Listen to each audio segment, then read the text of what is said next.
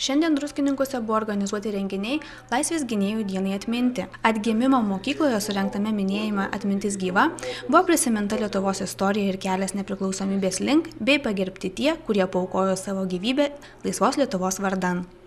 Druskininkų savivaldybės vicemeras Linas Urmanavičius pabrėžė šios dienos prasmingumą ir akcentavo, kaip svarbu priminti ir parodyti Lietuvos vienybę mokiniams, kurie per šiuos svarbius Lietuvai įvykius dar nebuvo gimę. Turbūt svarbi tuo, kad, kaip aš sakau, tai yra turbūt keli raktiniai žodžiai. Tai yra laisvės troškimas, tai yra viltis, tai yra tikėjimas tais darbais, ką mes darėme ir tuo rezultatu, kurį mes šiandieną turime. Šiandieną, manau, turi visada išlikti mūsų atmintyje.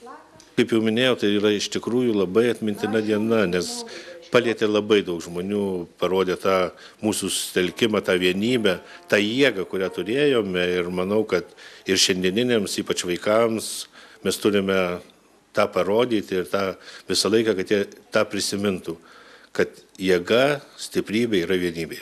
Atgimimo pagrindinės mokyklos kūno kultūros mokytojas Jonas Jezepčikas, dalyvavęs sausio 13-osios įvykiuose, pasidalino ryškiais atmintyje išlikusiais prisiminimais. Ir dabar išlikę tie jausmai ir tie prisiminimai, ir dažnai aš juos matau sapne. Ir gal yra gražu, kad jeigu Lietuva laisva, kad ir mes druskininkiečiai savo ramiu buvimu sausio 13 dieną prisidėjom prie to. Aš labiausiai prisimenu, kaip ėjo tankai ir mes druskininkiečiai stovėjom pirmose eilėse ir mes turėjom Klinceras Robertas, Matijošaitis, Zubavičius ir mes žinojom, kad pirmi, kaip rusų armija mus mokė, kad pirmas būna psichologinis smūgis, tai yra šviesa, garsas ir paskui tik tankai, bet kai pamačiau, kad krito prie mano kojų Klinceras, mano draugas, ir aš jį lyg tai išnešiau iš to prie patanko, tai pasirodo, ne jis ten buvo. Ir žmogus tokiu atveju kažkaip tai prarandė orientaciją, tik tai sustabarėja ir toksai pasidarė medinis ir iš tikro be ginklo kovot prieš tanką.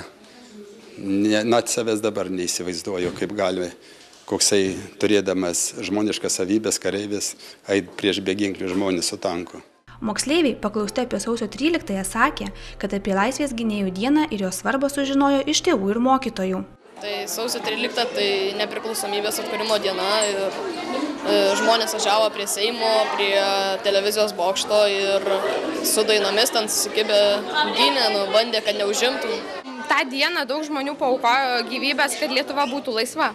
Labai esu dėkinga istorijos mokytojams bei tėveliams, kad sužinojau iš jų daug apie tą dieną. Jie mane apšvietė. Netrukus po minėjimo visi aktyvūs druskininkiečiai buvo pakviesti prie Druskonio ežero, kur organizuotas simbolinis bėgimas sausio 13-osios aukoms atminti.